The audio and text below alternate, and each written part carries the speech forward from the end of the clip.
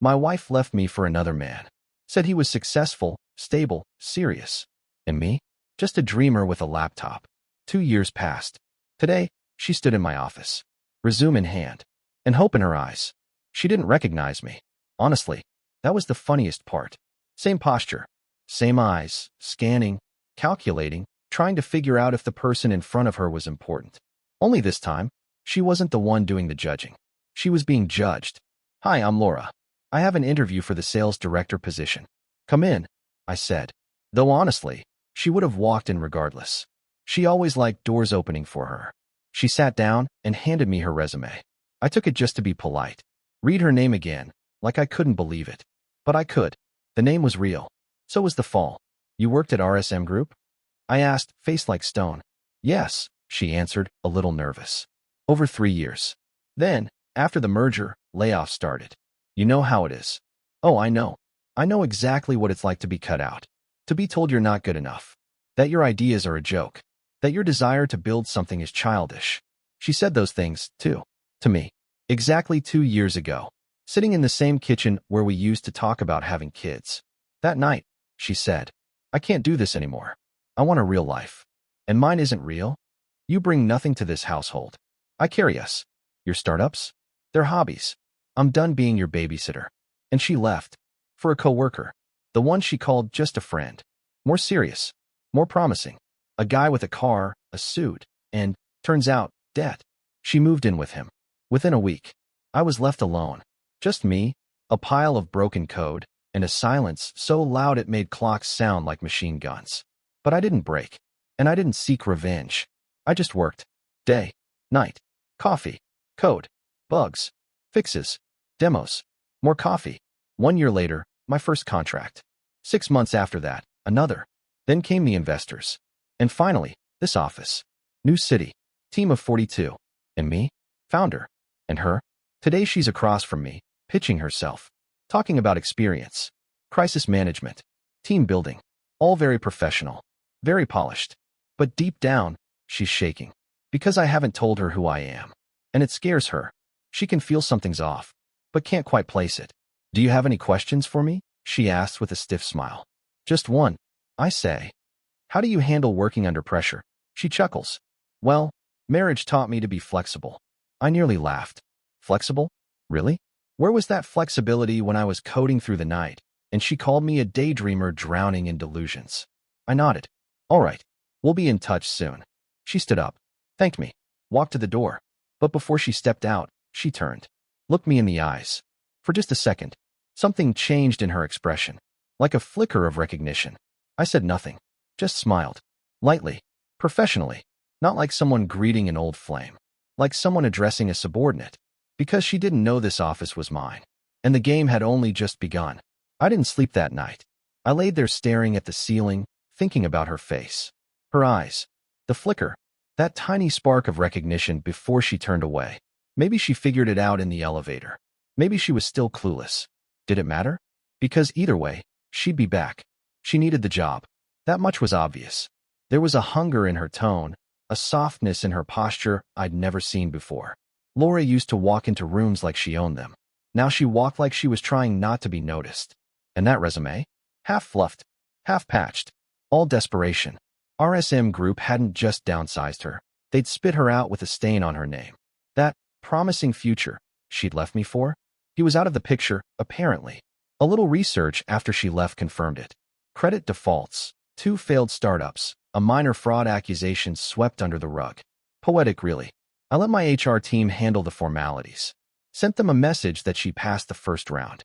Told them I wanted her on a 1-month probation contract. Let's see how flexible she really is. I didn't show up at orientation. Didn't want to tip her off. But I watched through the glass later that day as she sat 2 desks away from my assistant, looking at a screen like it was written in hieroglyphics. She still hadn't recognized me. Or maybe she had, and was pretending. Either way, it was working for me. First week, I gave her the grunt work. The back-end client renewals. The corporate sludge no one wanted to touch. She took it. No complaints. No sighs. Just a quiet nod. I watched her through the glass walls like a scientist watching a subject in a lab. I wanted to see what would break her first, ego or pride. Second week, I started assigning her to projects that required teamwork, real collaboration, with people 10 years younger than her. People she would have rolled her eyes at 2 years ago. She didn't roll her eyes. She listened. There was one afternoon I stood behind the conference glass and watched her nod silently as a junior rep corrected her. And she smiled, like she meant it. Was it shame? Humility? Or just survival mode? At home, I couldn't stop thinking about it. The fall of someone you once loved, it doesn't feel good. Not in the way you think it might. It doesn't taste like justice. It tastes like metal. But I couldn't stop. Third week, I had my assistant set a one-on-one strategy meeting with her. Under my name. Let's see if she flinches when she walks in that room. Because this time, the door won't be opening for her. She'll be the one knocking. She knocked. Too soft, hesitant taps. Not the kind of knock you'd expect from someone who used to command rooms, demand attention, or walk through doors like the world owed her something. No. This knock was careful, measured. A knock that asked for permission instead of assuming it. Come in, I said. She stepped in, her posture upright but guarded. Her eyes met mine, and this time, there was no flicker. There was recognition. Undeniable. And fear. She froze for half a beat. Just long enough for me to register the twitch in her jaw. You work here? She asked. That's one way to put it, I replied, standing up from my chair and walking around to the front of the desk. Have a seat. She sat. Slowly. Like her legs didn't fully trust the floor beneath them. She looked around the room, anywhere but directly at me. So this is your company? My name's on every document you signed. You just didn't read them. Silence. She tucked a strand of hair behind her ear. That old nervous habit I remembered from college. I didn't know, she said. I know. I let the silence hang. Let her sit in it. She finally looked up. Was hiring me some kind of revenge? If it was, you wouldn't be sitting here. Another silence. She shifted in her seat. Then why? Why didn't you say anything before? Why keep this up? Because I wanted to see something. What? If you'd changed. That landed. I could see it in her face. The way her mouth tightened, the muscles in her neck tensed. She looked like someone holding back a scream. I know I hurt you, she said. But you have to understand, eh? No, I don't. That's the thing, Laura. I don't have to understand why someone would kick their partner when they're down, laugh at their ambition, and walk out the door the second someone shinier walked by. She blinked. Her lips parted slightly, but no words came. This isn't about you groveling, or me forgiving you. I'm not here for closure. I got that the moment you walked out. This. I gestured to the room. The company. Myself. This is what happens when someone keeps going even when everyone, including the person they loved most, gave up on them. Her eyes were wet. Not crying, but close. I needed stability, she whispered. And he offered it. And then he collapsed. And now you're here. I didn't come here because I knew it was your company. I swear. I needed a job. I thought I could rebuild. I paused. Looked her in the eyes. You still can. But you'll do it the right way this time. Earn it. No shortcuts. No leaning on charm. No skipping the hard parts. You want back into the world you burned your way out of? It starts here. And it starts from the bottom. She nodded. Slowly. Her voice almost too soft to hear. Okay. I stood. This meeting's over. You can go. Your team lead will have your assignments by tomorrow. And Laura. She turned at the door. Next time, read the name on the door before you walk in. She left without another word. And for the first time in a long time, I exhaled. But this wasn't finished. This was just the first crack in the mask. The next few weeks were quiet. On the surface. She showed up on time. She completed tasks. She even smiled during meetings. But that kind of silence? It's the kind that follows a bomb. The kind that lets you know the fallout is still drifting through the air, invisible but lethal. I watched from a distance. Not just her work, her behavior. She didn't speak much to the others. Kept her head down. When people cracked jokes, she laughed half a second late. Always a beat behind. Like someone learning the rhythm of a new language. She was trying. That much I could see. But effort isn't redemption. It's just, step one. Some people in the office noticed she wasn't exactly one of us. A few whispered. One asked me directly if we were doing her a favor. I told him no. I told him she was here on merit, and if she failed, she'd be gone. That was the truth. Mostly. 3 days later, her first report landed on my desk. It wasn't bad. It wasn't good either. It was safe. Sterile. The kind of thing you write when you're trying not to be noticed, not to make a mistake. Which is exactly what failure looks like in a company like ours. So I sent it back. No feedback. Just a red line across the top. Do it again. This time, say something real. I didn't sign my name. The next version had an edge. A little less polish, a little more gut. She didn't know it, but that version was the first time I saw the old Laura again, the one before the corporate masks, before the ambition curdled into arrogance. Just for a page or two. Week 5, I had her join a cross-departmental team on a tight deadline. Fast turnaround. High stakes. Lots of moving pieces. I wanted to see if she'd sink or swim. Midweek, I got a message from her team lead. She's working hard, but she's not delegating, trying to do everything herself. Burning out. Typical. I walked into the project war room at 6:43 p.m. Everyone else had left. She was at the whiteboard, alone, rewriting the task map. Red eyes. Shaky hands. Coffee cup number. Too many. You know you have a team, right? I said from the doorway. She jumped slightly, covered it with a tired smile. They left. I didn't want to send them home empty-handed. So you're doing everyone's job. Why? She shrugged. Because if I screw this up, they'll blame you. And I can't afford to let that happen. For a moment, I had nothing. Just the sound of the marker squeaking on the board. Then I said, "That's not your job, Laura. It's not your job to protect me or impress me. It's your job to work smart, not martyr yourself." She nodded, barely. Old habits. Break them, or they'll break you. She didn't respond. Just erased half the whiteboard and started over. By Friday, the project delivered on time. Barely, but it was good. And when the exec team reviewed the results, no one knew how much of it came from her hands alone. But I did. I walked past her desk that evening. She looked up, tired, hollow. But there was something in her eyes I hadn't seen in years. Conviction. She didn't say anything. Neither did I. Just a nod. A mutual recognition. We were far from even. But the game was shifting. And I wasn't sure if I was still the one holding the board. It was the 6th week when I got the call. Not from Laura. From HR. "We have an issue," my head of people said, voice low, like we were about to discuss a scandal. Turns out, one of the junior analysts, new hire, fresh out of grad school, had gone to HR about something she overheard in the bathroom. 2 other employees talking about Laura. Not just gossip. Nasty stuff. Words like washed up, desperate, charity case. The report detailed more. One of them laughed about how Laura must have begged to get the job, how she was clearly someone's project, how she was clinging to relevance like it was air. I felt something I hadn't expected. Anger. Not the cold, methodical anger I'd carried with me since Laura walked out. This was hot. Immediate. Protective, even. That scared me more than anything. I called in the 2 who'd said it. I didn't raise my voice. Didn't even sit behind my desk. I stood in front of it, arms crossed, and read the lines back to them, one by one. Then I let the silence do the rest. When they finally spoke, it was a mess of justifications. We didn't mean it. It was just venting. She wasn't supposed to hear. I reminded them that our company had a code. And then I reminded them I wrote it. Personally. They got the message. When Laura walked past my office that afternoon, I almost stopped her. Almost told her. Almost gave her something. But I didn't. Because she didn't need to know I defended her.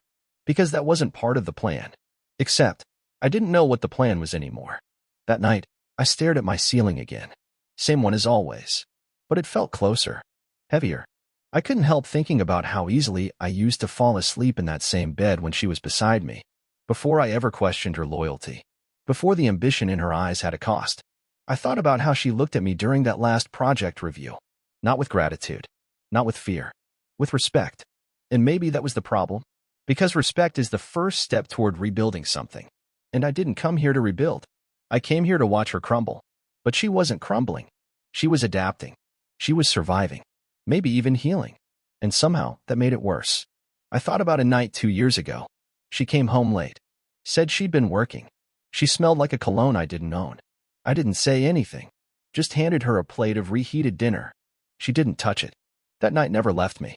That was the moment I knew something had cracked.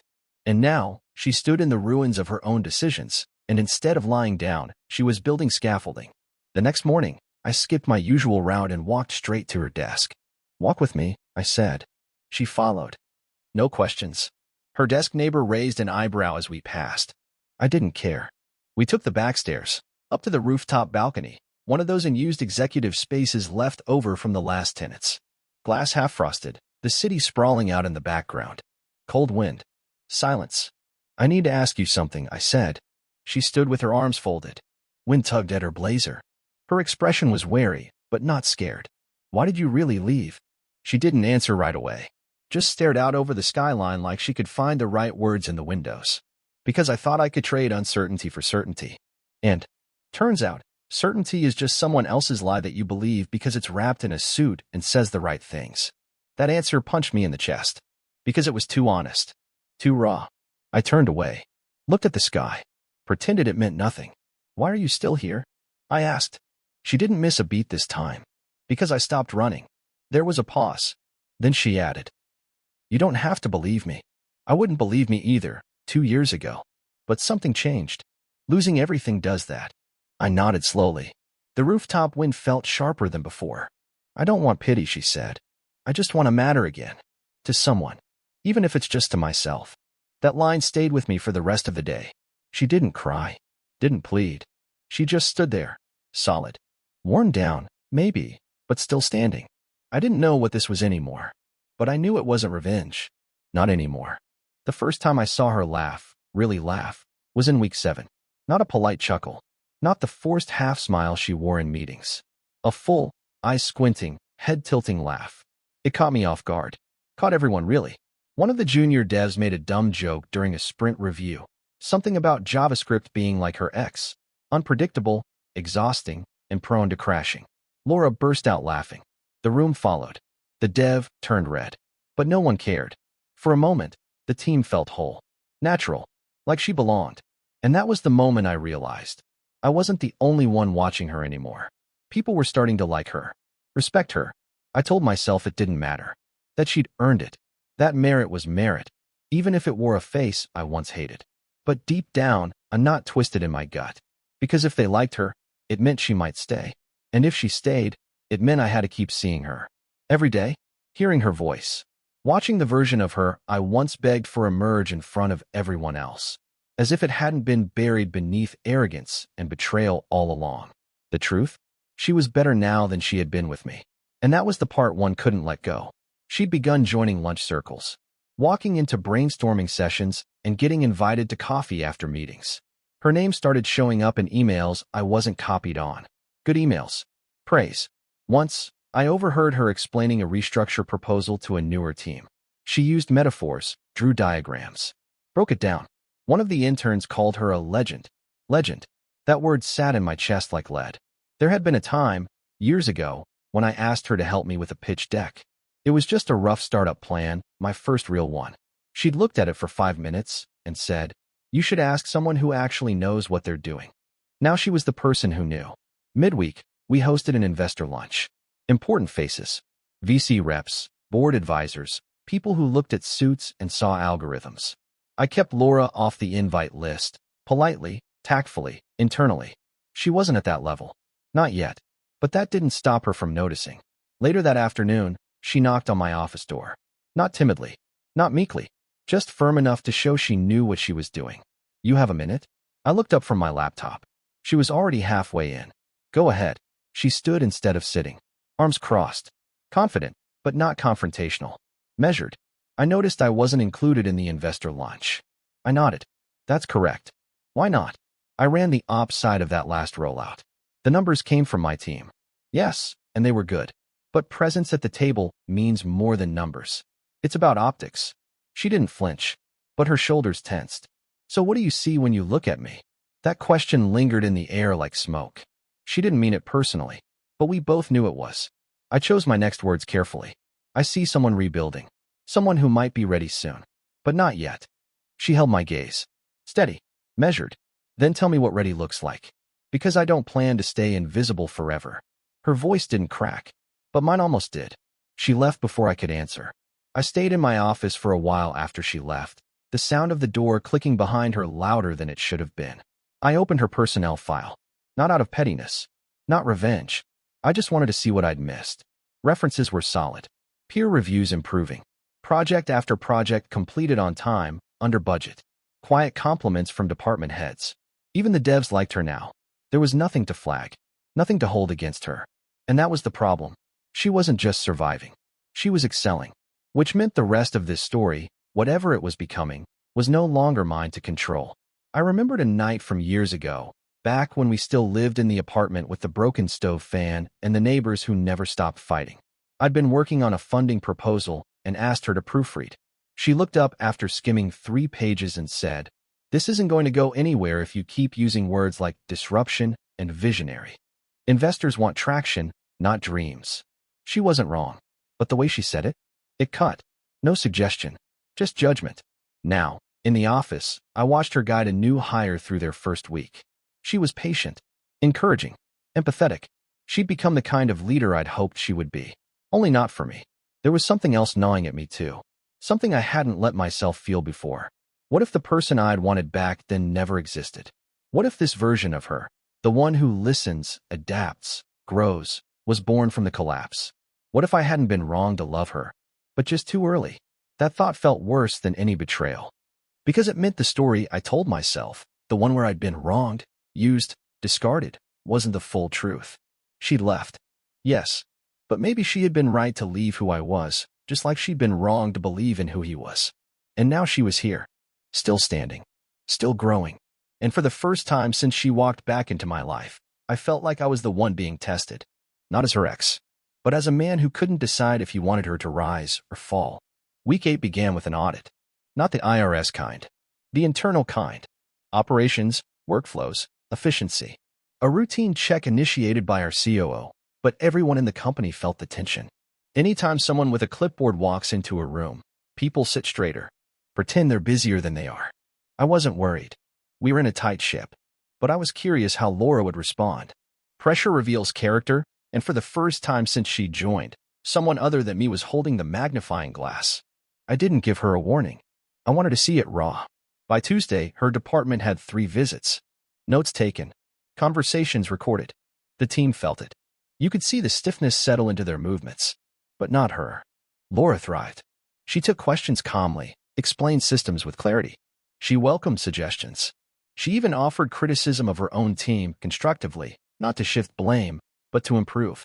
When the operations auditor asked who designed the flow that had saved us a 19% time reduction last quarter, 3 team members pointed at her. She shrugged. Just applied what I'd learned from failing a few times. That sentence echoed, because it wasn't something the old Laura would have said. The old Laura didn't talk about failure. She didn't admit to weakness. She wore her pride like a Kevlar vest. And now, she wore transparency like armor. Wednesday evening, the COO called me. Said her department came out of the audit top 3 in the entire org. Said he wanted to recommend her for a development council position. Strategic planning. It would mean more visibility, and eventually more access to investors. "Are you okay with that?" he asked. I didn't answer right away. Was I okay with that? She'd walked out of my life like I was disposable. Now she was about to become indispensable. "Yeah," I said. "I'm okay with it." But that night, I couldn't sleep. I went back to an old email. One I'd archived but never deleted. It was her goodbye message. The one she left on our shared calendar before she moved out. Not a conversation. Not a call. Just text. "I need something different. I hope one day you understand. Take care of yourself." No name. No emotion. Just clinical. Cold. But now, every word she spoke at the office carried warmth. Measured warmth, sure. But real. I stared at that old email for nearly 20 minutes. Then I deleted it. Not out of forgiveness. Not yet. But because the version of her who wrote that email wasn't the one I saw anymore. The next morning, I found her on the balcony, the same one where we'd spoken weeks before. Coffee in hand. Alone. "You're up early," I said. Habit. Used to beat traffic. Now it's just routine. "They're recommending you for counsel. You know that?" She nodded. "He told me yesterday. Are you ready for it?" She took a sip, then turned to me. "You tell me." I smiled. Just a little. No power play. No sarcasm. "I think you already know the answer." She gave a small nod. Looked out toward the skyline. "You ever think about how strange this is?" she asked. "Us. Here. After everything. All the time. Does it still hurt?" I hesitated. Sometimes. Less than it did. But yeah, she didn't apologize. Didn't justify. Just stood beside me, silent. And that silence said more than anything. Because we both stopped performing. And for the first time in a long time, I didn't want her to leave the company. I just wanted to see where this would go. Not out of revenge. Not out of pride. Just curiosity. And maybe, quietly, something more. It started with a deck. Investor pitch. High priority. Our head of design was out on paternity leave, and I didn't trust anyone else on the team to handle the narrative flow. It was more than visuals. It was the story we told about the company. Who we were. What we solved. Why people should care. Laura volunteered. Said she'd done client-facing decks at her last firm, big money ones, as she put it. I hesitated. Not because I thought she couldn't do it. Because I wasn't sure I could work with her like that. Alone. Late. Focused. But I said yes. Part of me needed to know what she'd do with responsibility. Another part needed to know what I'd do if I had to look at her every night for a week. We started Monday. 5 days to build the full presentation from scratch. First night, she showed up in sweats and a hoodie. Hair tied back. No makeup. Just her laptop and a notebook full of scratch ideas. We sat at opposite ends of the table in the glass conference room like opposing attorneys. And for 4 hours, she was brilliant. She listened, asked sharp questions, pushed back, gently but firmly, when something didn't work. She even caught an error in one of our valuation slides that had slipped by both finance and legal. When we wrapped that night, she simply said, "Same time tomorrow?" I nodded. Yeah. Tuesday. She came in with 3 restructured sections and 3 cups of coffee, in case your taste hasn't improved. That made me laugh. It shouldn't have, but it did. We talked more between slides. Small talk. A little about the company. A little about nothing. There was a moment, just a flicker, when our hands brushed reaching for the same USB stick. She didn't flinch, didn't comment, but I saw her fingers linger for just a beat longer than necessary. Wednesday was different. We worked straight through dinner. Didn't order food until 9 p.m. Neither of us seemed hungry. She played music on her phone, ambient piano stuff I didn't expect. I caught her humming once, softly, without realizing. "You always work like this?" she asked around 10:30. Like what? Quiet. Methodical. Intense. I gave a half shrug. "It's how I think." She nodded. "It's good. I used to think you were scattered. Turns out you were just building in your own way." That hung in the air longer than anything else we'd said that night. Later, as we reviewed the last section, I made a dry comment about how our old apartment lease used to be better structured than our revenue projections. She laughed. That real, surprised, chest-deep kind of laugh. And for just a second, I saw the woman I used to know. The one who sat cross-legged on our couch in college with ramen in one hand and a whiteboard marker in the other, mapping out our 5-year plan like it meant something. "I forgot you used to say that," she said. "About the lease." I didn't answer, because I remembered too well. That was the night we didn't stop right after finishing. She closed her laptop but didn't stand. I stacked papers, organized the table, slow-playing every move. She sat still, watching her reflection in the window. "This isn't weird to you?" she asked finally. "It is," I admitted, but not in a bad way. She nodded slowly. "It's strange how life loops around." She was about to say something else. I saw it in her eyes, but stopped herself. Instead, she stood, put on her coat, and said, "See you tomorrow." Thursday was supposed to be a short day, just clean up and polish. But we ended up working till 11:30. We were both tired. Edges frayed. Silence longer. More meaningful. She handed me a flash drive and said, "Final export. All clean." I reached for it. Our fingers touched again. Neither of us moved. She looked at me. Not past me, not through me. At me. "I'm sorry." The words came quiet. No drama. No performance. Just wait. I didn't say anything. I didn't have words ready. So I turned, walked out, and said, "I'll drive you home." Her condo wasn't far. 10 minutes across town. Nothing fancy. Not like the old loft she moved into with him. The one with the rooftop garden and glass walls. That place had been featured in a real estate blog once. The current one? Brick exterior. Gated parking. Functional. I noticed the curtain in one window was pinned up with a binder clip. That told me everything. Halfway through the ride, she broke the silence.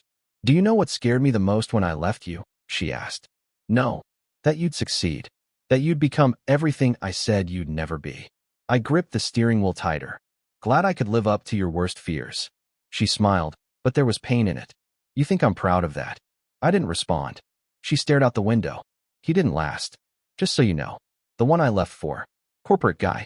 Clean shoes. Big titles. You'd have hated him." "I don't care. I didn't think you would." We pulled up outside her building. She didn't move. I thought I was trading up, she said.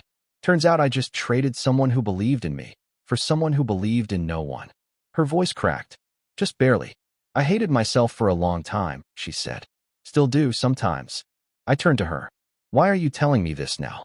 Because if I don't say it, it'll stay stuck in me. She paused, hand on the door, then turned back. Would you ever take me back? There it was. Not a question. A scalpel. She didn't look hopeful or demanding. She just looked tired.